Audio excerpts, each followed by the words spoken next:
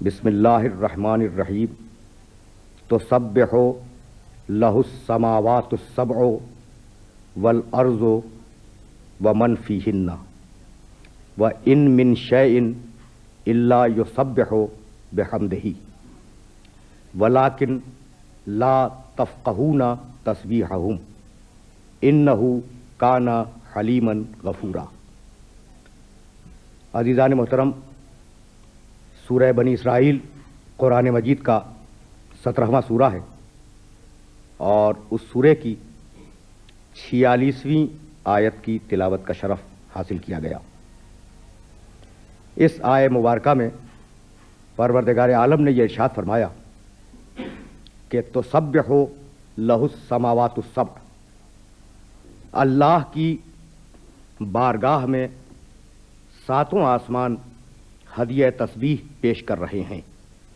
ساتوں آسمان اللہ کی تسبیح کر رہے ہیں۔ والارض، زمین بھی اللہ کی تسبیح میں مشغول ہے۔ ومن فیہن، اور آسمانوں میں اور زمین میں جو کچھ بھی ہے وہ سب کا سب اللہ کی تسبیح میں مشغول ہے۔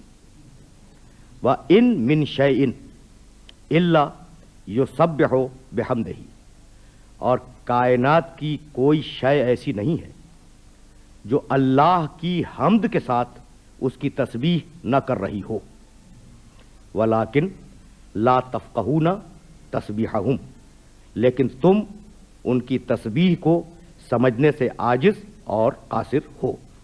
إِنَّهُ كَانَ حَلِيمًا غَفُورًا، اللہ صاحب حلم بھی ہے اور اللہ صاحب مغفرت بھی ہے۔ قبل اس کے کہ میں اپنے محترم سننے والوں کو اس آیہ مبارکہ کی طرف متوجہ کروں، یہ عرض کر دینا ضروری سمجھتا ہوں کہ کسی منزل فکر پر میں یہ بتلا چکا ہوں کہ قرآن مجید نے تسبیح کا تذکرہ کثرت کے ساتھ کیا، بار بار کیا۔ تسبیح کرو، کائنات اللہ کی تسبیح کر رہی ہے، آسمان و زمین کی کوئی شے ایسی نہیں ہے جو خدا کی تسبیح میں مشغول نہ ہو، بار بار تذکرہ ہوا۔ لیکن 7 مقامات پر پروردگار عالم نے سوروں کا آغاز ہی تسبیح سے کیا۔ 3 سورے ہیں جن کو پروردگار نے شروع کیا بسم اللہ الرحمن الرحیم، سبح للہ ما فی السماوات و ما فی الارض وہو العزیز الحکیم، سورہ حدید، سورہ حشر اور سورہ صف۔ کائنات کا ذرہ ذرہ، زمین و آسمان کی ہر شے اللہ کی تسبیح کر چکی۔ سبحہ صیغہ ماضی ہے، اللہ کی تسبیح کی کائنات کے ذرے ذرے نے۔ تو 3 سورے صیغہ ماضی کے ساتھ آئے کہ اللہ کی تسبیح کی کائنات کے ذرے ذرے نے، اور 2 سورے صیغہ مضارع کے ساتھ آئے، یسبح للہ ما فی السماوات و ما فی الارض الملک القدوس العزیز الحکیم، کائنات کا ذرہ ذرہ اللہ کی تسبیح کر رہا ہے اور کرتا رہے گا۔ یعنی تینوں زمانوں کو محیط کیا، ماضی، حال، مستقبل۔ تو 3 سورے صیغہ ماضی سے، 2 سورے صیغہ مضارع سے، اور اب ایک سورہ مصدر سے، تسبیح کے مصدر سے، سورہ بنی اسرائیل، جس کی آیت کی تلاوت کا شرف میں نے حاصل کیا۔ بسم اللہ الرحمن الرحیم، سبحان الذی اسریٰ بعبدہ لیلا من المسجد الحرام الی المسجد الاقصی۔ بے عیب ہے وہ ذات، سبحان کے معنی بے عیب، بے عیب ہے وہ ذات جو لے گئی اپنے بندے کو مسجد الحرام سے مسجد اقصی تک۔ تو اب یہ 6 سورے ہو گئے۔ 7واں سورہ جو تسبیح سے شروع ہوا وہ ہے سورہ اعلیٰ، بسم اللہ الرحمن الرحیم، سبح اسم ربک الاعلیٰ، حبیب اپنے رب اعلیٰ کے نام کی تسبیح کرو۔ تو اتنی اہمیت ہے تسبیح کی کہ 7 سورے پروردگار عالم نے لفظ تسبیح سے اور اس کے مشتقات سے شروع فرمائے۔ یہ ہے اہمیت تسبیح کی۔ اور مختلف مقامات پر بڑے عجیب عجیب انداز سے پروردگار عالم نے تسبیح پہ گفتگو فرمائی۔ سورہ نور 26واں سورہ ہے قرآن کا، اور اس سورے کی 41واں آیت، 26واں سورہ 41ویں آیت، الم تر ان اللہ یسبح لہ من فی السماوات والارض والطیر صافات کل قد علم صلاتہ وتسبیحہ۔ کیا تم نے نہیں دیکھا حبیب؟ اب یہ خطاب پیغمبر اکرم سے، الم تر ان اللہ یسبح لہ من فی السماوات والارض، حبیب کیا تم نے نہیں دیکھا کہ آسمانوں میں جو کچھ ہے وہ اللہ کی تسبیح میں مشغول ہے، زمین میں جو کچھ ہے وہ اللہ کی تسبیح میں مشغول ہے۔ یہ جو پرندے اپنے پروں کو پھیلائے ہوئے فضاؤں کے اندر گھوم رہے ہیں اللہ کی تسبیح میں مشغول ہیں۔ کل قد علم صلاتہ و تسبیحہ، اور کائنات کا ذرہ ذرہ اپنے طریقہ نماز سے بھی واقف ہے اور اپنے طریقہ تسبیح سے بھی واقف ہے۔ اب اگر میرے محترم سننے والے توجہ فرمائیں تو آیت کا تیور یہ ہے، الم ترى، حبیب کیا تم نے کائنات کے ذرے ذرے کو تسبیح کرتے ہوئے نہیں دیکھا؟ یہ نہیں دیکھا کا جو سوال ہے نا، یہ اس وقت کیا جاتا ہے جب یقین ہو جائے کہ جس شخص سے پوچھا جا رہا ہے وہ دیکھ چکا ہے۔ اب میں آپ کی خدمت میں عرض کروں کہ بھائی کیا آپ نے نہیں دیکھا کہ سڑک پر ٹریفک بہت زیادہ تھا؟ تو کیا آپ نے نہیں دیکھا اس جملے میں یہ بات پوشیدہ ہے کہ آپ دیکھ چکے ہیں؟ تو پروردگار عالم کا اپنے حبیب کو یہ مخاطب کر کے کہنا کہ حبیب کیا تو نے نہیں دیکھا کہ کائنات کا ذرہ ذرہ اللہ کی تسبیح میں مشغول ہے، یہ جملہ بتلا رہا ہے کہ ہماری نگاہ کائنات کی تسبیح کو دیکھ سکے یا نہ دیکھ سکے، نگاہ محمد کائنات کے ہر ذرے کی تسبیح کو دیکھ چکی ہے۔ تو ذرہ ذرہ ذرہ اس کائنات کا اللہ کی تسبیح میں مشغول ہے۔ بھائی تسبیح ہے کیا؟ یہ جو بار بار لفظ تسبیح آ رہا ہے تو تسبیح کے معنی کیا ہے؟ اب میں کیسے عرض کروں کہ جو سورے شروع ہو رہے ہیں لفظ تسبیح سے، ان سوروں میں ابھی میں کہہ کے گیا کہ یسبح للہ ما فی السماوات و ما فی الارض، کائنات کا ذرہ ذرہ اللہ کی تسبیح کر رہا ہے۔ تو تسبیح کس کی؟ اللہ کی۔ اور سورہ اعلیٰ میں کیا ہے؟ بسم اللہ الرحمن الرحیم، سبح اسم ربک الاعلیٰ، حبیب اپنے رب اعلیٰ کے نام کی تسبیح کرو۔ تو کہیں ذات کی تسبیح کا تذکرہ ہے اور کہیں نام کی تسبیح کا تذکرہ ہے۔ اب یہ ایک رخ ہے فہم قرآن کا۔ دیکھیے لفظ تبارکہ، بسم اللہ الرحمن الرحیم، تبارک الذی، سورہ فرقان کی پہلی آیت ہے، 25واں سورہ ہے۔ تبارک الذی نزل الفرقان علی عبدہ لیکون للعالمین نذیرا، اللہ بابرکت ہے۔ تبارک الذی، اللہ بابرکت ہے، اسے ذہن میں رکھیں۔ سورہ مومنون، فتبارک اللہ احسن الخالقین، اللہ بابرکت ہے۔ اور اب اسی قرآن مجید میں سورہ رحمان کی 78ویں آیت میں ارشاد فرمایا، تبارک اسم ربک ذی الجلال والاکرام، اللہ کا اسم بابرکت ہے، اللہ کا اسم مبارک ہے۔ تو اسی طریقے سے ذات مبارک، اسم مبارک، ذات کی تسبیح کرو اور اسم کی تسبیح کرو۔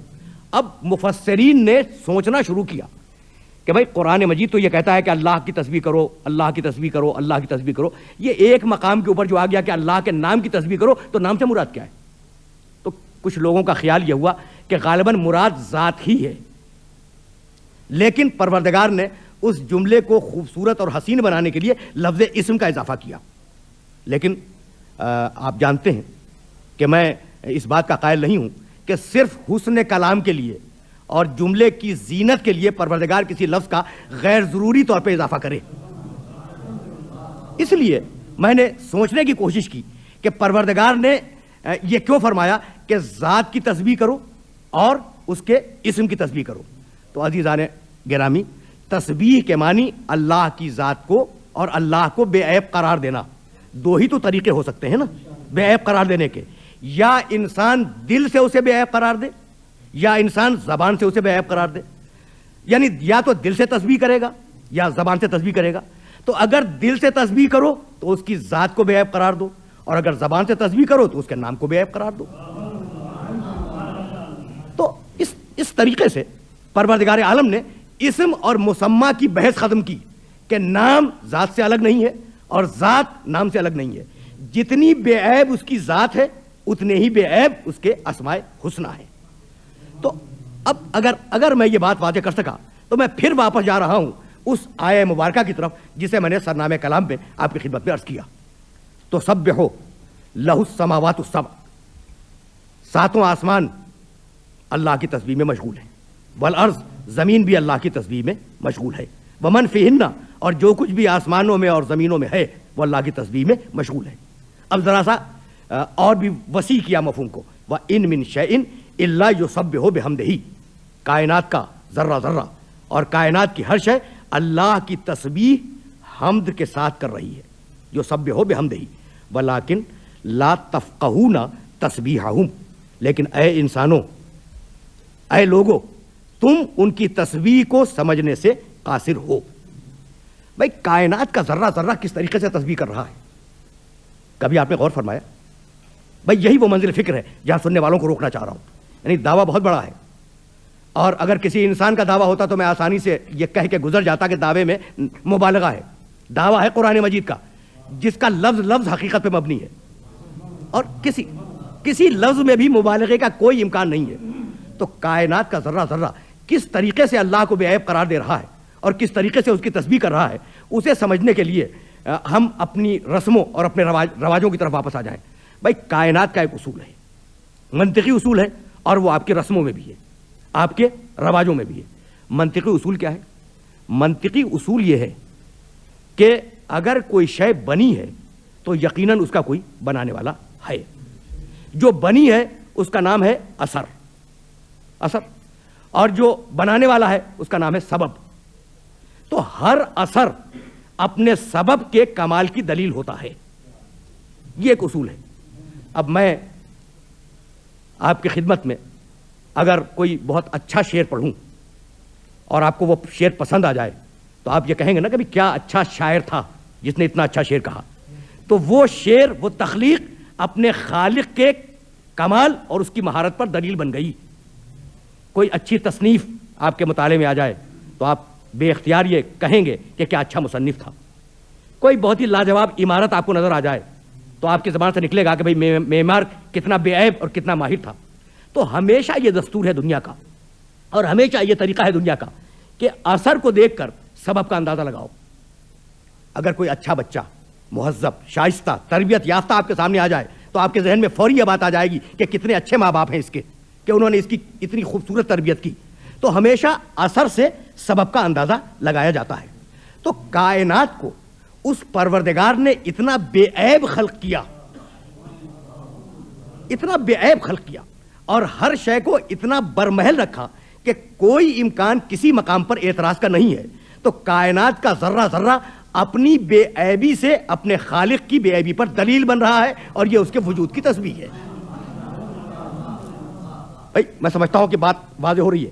یہ اس کے وجود کی تسبیح ہے، وہ اپنے وجود سے اور اپنی ذات سے بارگاہ پروردگار میں ہدیہ تسبیح کو پیش کر رہا ہے۔ تو اگر یہ بات واضح ہوئی ہو کہ معلول اپنے علت کی بے عیبی کا سبب ہے، اثر اپنے سبب کی بے عیبی کا سبب بنتا ہے، اگر یہ بات طے ہے کہ والدین اگر اچھی تربیت کر دیں تو بچہ ان کی بے عیبی اور ان کی شائستگی پر دلیل بن جائے، اگر یہ اصول طے ہو گیا ہے تو یہی سبب ہے کہ قرآن مجید نے مسلمانوں کو تعمیر کردار پر اتنی شدت سے متوجہ کیا کہ اس شدت کے ساتھ کسی اور شے کی طرف متوجہ نہیں کیا۔ بھائی کہہ دیتا کہ فلاں کام انجام دو، نہیں، کردار بناؤ، اخلاق سنوارو، عمل صالح کرتے رہو، اچھے انسان بنو، بے عیب انسان کی طرح زندگی گزارو، تم میں کوئی اخلاقی عیب نہیں ہونا چاہیے۔ تو یہ اتنا زور کس بات پہ ہے؟ یہ زور کیوں دیا جا رہا ہے کہ اپنے کردار کو بناؤ، اپنے کردار کی تعمیر کرو، اپنے کردار کی تشکیل کرو؟ تو بتلانا یہی تھا کہ اگر تم نے اپنے کردار کو اچھا بنا لیا اور اپنے کردار کو اگر تم نے دنیا والوں کے سامنے ایک نمونہ بنا کے پیش کیا تو دنیا تمہارے کردار کو دیکھ کر پکار اٹھے گی کہ جب امتی ایسے ہیں تو ان کا نبی کیسا ہوگا۔ جب امتی جب ایسے ہیں اور اس معیار کے ہیں تو ان کا نبی کیسا ہوگا۔ اور جب نبی نے ایسی تربیت کی تو جس نبی نے ایسی تربیت کی اس کا خدا کیسا ہوگا۔ یہ ہے تسبیح انسان کے ذات کی، یہ ہے تسبیح انسان کے ذات کی، انسان کے کردار کی، کہ اپنے پورے کردار اور اپنی پوری ذات سے پروردگار کی تسبیح کرو۔ اگر یہ بات واضح ہوئی تو سلسلہ فکر اسی مقام سے آگے بڑھ رہا ہے۔ بھائی کائنات کا ذرہ ذرہ اللہ کی تسبیح کر رہا ہے۔ اب میں کیسے عرض کروں کہ سورہ رعد ہے قرآن مجید کا 13واں سورہ، اور اس 13ویں سورے کی 13ویں آیت کا پہلا ٹکڑا وَيُسَبِّحُ الرَّعْدُ بِحَمْدِهِ، رعد وہ جو کڑک ہے بادل کی، وہ اللہ کی تسبیح کر رہی ہے، کڑک بحمدہی، اس کی حمد بھی کر رہی ہے۔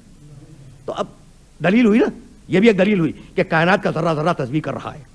بھائی بہت توجہ رکھیے گا، اور اسی منزل فکر پر روکنا چاہ رہا ہوں اپنے سارے سننے والوں کو۔ کافر کر رہا ہے؟ کافر نہیں کر رہا ہے، وہ جو خدا کو مانتا ہی نہیں ہے وہ تسبیح کر رہا ہے؟ نہیں کر رہا ہے.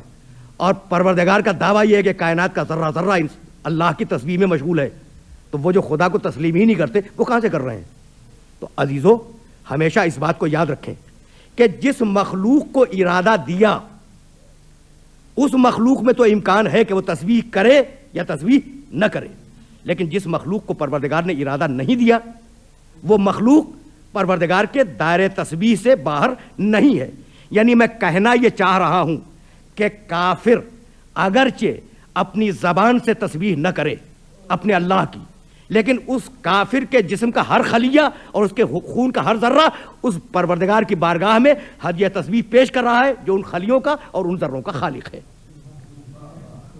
ہے نا، جو ان ذروں کا اور ان خلیوں کا، یعنی خون کے ذرات اچھل اچھل کر بارگاہ الہی میں ہدیہ تسبیح پیش کر رہے ہیں، چاہے وہ اپنی زبان سے تسبیح کرے چاہے نہ کرے. یعنی اس کا وجود خالق کی بے عیبی پر دلیل ہے. لیکن اب سلسلہ فکر کو اس مرحلے میں داخل کرنے کے بعد میں اپنے سارے سننے والوں کو متوجہ کروں گا ایک لفظ کی طرف، ان من شیء الا یسبح بحمدہ. کائنات کا ذرہ ذرہ اللہ کی تسبیح کر رہا ہے بحمدہ، حمد کے ساتھ. عجیب بات ہے، یعنی تنہا تسبیح نہیں کر رہا ہے، بحمدہ حمد کے ساتھ تسبیح کر رہا ہے. اس جملے کو نوٹ کریں کہ تسبیح حمد کے ساتھ ہے.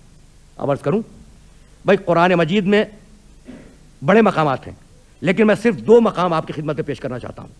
ایک حضرت آدم علیہ السلام کے زمانے کا جملہ اور ایک پیغمبر اکرم صلی اللہ علیہ وآلہ وسلم کے زمانے کا جملہ. قرآن سے آدم اور خاتم کے زمانے کے 2 جملے. وَإِذْ قَالَ سورہ بقرہ دوسری سورت ہے اور اس کی 31ویں آیت ہے. وَإِذْ قَالَ رَبُّكَ لِلْمَلَائِكَةِ إِنِّي جَاعِلٌ فِي الْأَرْضِ خلیفہ. اس وقت کو یاد کرو جب تمہارے رب نے فرشتوں سے کہا کہ میں زمین پر ایک خلیفہ بنانے والا ہوں. قالوا، فرشتوں میں ایک استعجاب کی اور استفہام کی کیفیت پیدا ہوئی. قالوا اتجعل فیہا من یفسد فیہا ویسفک الدماء. پروردگار کہنے لگے کہ پروردگار کیا اسے خلیفہ بنائے گا جو زمین پر فساد پیدا کرنے والا ہے اور زمین پر خونریزی کرنے والا ہے؟ اسے خلیفہ بنائے گا. وَنَحْنُ نُسَبِّحُ بِحَمْدِكَ وَنُقَدِّسُ لَكَ. جبکہ ہم تیری تسبیح بھی کرتے ہیں، تیری حمد بھی کرتے ہیں. وَنُقَدِّسُ لَكَ، اور تیری تقدیس میں بھی مشغول ہیں. قَالَ إِنِّي أَعْلَمُ مَا لَا تَعْلَمُونَ. پروردگار نے جواب میں کہا کہ میں وہ جانتا ہوں جو تم نہیں جانتے. میں وہ جانتا ہوں جو تم نہیں جانتے. اب کبھی اس موضوع پہ پھر بات ہوگی کہ ان مکالمات میں، فرشتوں کے اور پروردگار کے مکالمات میں راز کیا ہے، لیکن میں تو فقط ایک جملے کے لیے اپنے سننے والوں کو زحمت دینا چاہ رہا ہوں. فرشتوں نے کیا کہا؟ نسبح بحمدک. پروردگار ہم تیری تسبیح کر رہے ہیں حمد کے ساتھ، نہ تنہا حمد نہ تنہا تسبیح. یہ ہے دقت. وہاں کیا تھا؟ وَإِن مِّن شَيْءٍ إِلَّا يُسَبِّحُ بِحَمْدِهِ. کائنات کا ہر ذرہ ذرہ اللہ کی تسبیح کر رہا ہے حمد کے ساتھ، نہ تنہا تسبیح نہ تنہا حمد. فرشتے نہ تنہا تسبیح کر رہے ہیں نہ تنہا حمد کر رہے ہیں، دونوں کام جاری ہیں. اور اب یہ تو آدم علیہ السلام کے زمانے کا جملہ تھا، اور اب پیغمبر اکرم کے زمانے کا جملہ. پورا سورہ نصر، چھوٹا سا سورہ ہے، بسم اللہ الرحمن الرحیم. اذا جاء نصر اللہ والفتح ورأیت الناس یدخلون فی دین اللہ افواجا فسبح بحمد ربک. سبح بحمد ربک واستغفرہ انہ کان توابا. جب اللہ کی نصرت آ جائے اور فتح آ جائے، اذا جاء نصر اللہ والفتح، جب نصرت خدا اور فتح آ جائے، ورأیت الناس یدخلون فی دین اللہ افواجا، اور حبیب جب تو دیکھ لے کہ لوگ اللہ کے دین میں فوج در فوج داخل ہو رہے ہیں، فسبح بحمد ربک، تو حبیب تسبیح کر اپنے رب کی حمد کے ساتھ، نہ تنہا تسبیح نہ تنہا حمد. تو اب آخر کلام میں فقط ایک جملہ عرض کرنا چاہ رہا ہوں کہ بھائی اہمیت تسبیح کی یہ ہے کہ فسبح بحمد ربک، تسبیح کرو حمد کے ساتھ، واستغفرہ، اور پروردگار کی بارگاہ میں استغفار کرو. خدا کی قسم اس سے بہتر فارمولہ استغفار کا اور دعاؤں کو قبول کروانے کا ممکن نہیں ہے جو اس آیہ مبارکہ میں موجود ہے.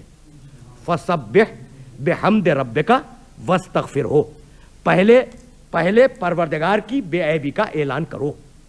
جب پروردگار کی بے عیبی کا اعلان کر لو تو اس کی حمد کرو، اور جب حمد کر کے اسے راضی کر لو، تو اب استغفار کرو. تو چونکہ اس کی رضا تم سے قریب آ گئی ہے تو اب تمہاری مغفرت کا امکان پایا جاتا ہے. بھائی اس بات کو ذرا سا میں اور واضح کر دوں تاکہ یہ بات آپ کے سامنے کھل کر آ جائے.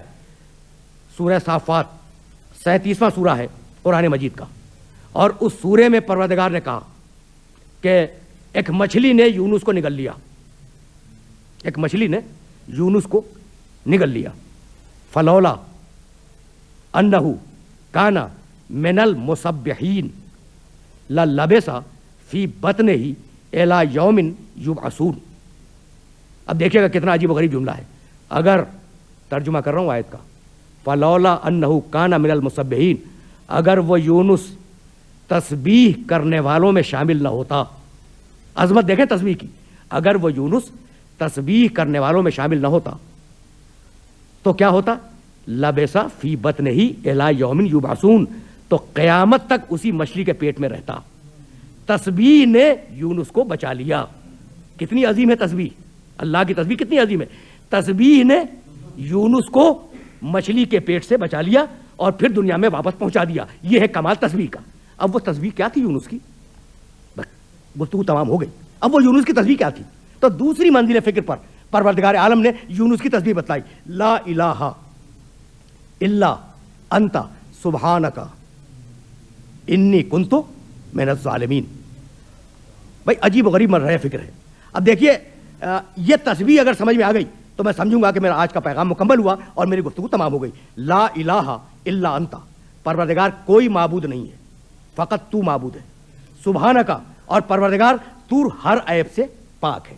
انی کنت من الظالمین, اور پروردگار میں واقعاً ظالموں میں تھا اور مجھ سے ظلم ہو گیا. قرآن کہتا ہے اس آیت کے بعد پروردگار کے جملوں کو کوٹ کیا قرآن مجید نے کہ ہم نے یونس کو غم سے نجات دے دی, ہم نے یونس کو بچا لیا, ہم نے یونس کو نجات دے دی غم سے, اور ہم نے یونس کو بچا لیا. بھائی فارمولہ کیا ہے, کس بنیاد پہ نجات دے دی؟ لا الہ, پہلے سارے باطل خداؤں کی نفی کرو. الا انت, پھر اس کی بارگاہ میں ہدیہ عبودیت اور ہدیہ بندگی پیش کرو. سبحانک, پھر اس کو ہر عیب سے مبرہ قرار دو. جب 3 مرحلوں سے گزر لو تو پھر کہو انی کنت من الظالمین, پروردگار میری دعا کو قبول کر لے اور میری توبہ کو قبول کر لے. تو اگر ان 3 مرحلوں سے گزر کر تم اس کی بارگاہ میں جاؤ گے تو تمہاری دعا کا اور تمہاری توبہ کا قبول ہونا حتمی اور یقینی بن جائے گا. وآخر دعوانا ان الحمد للہ رب العالمین.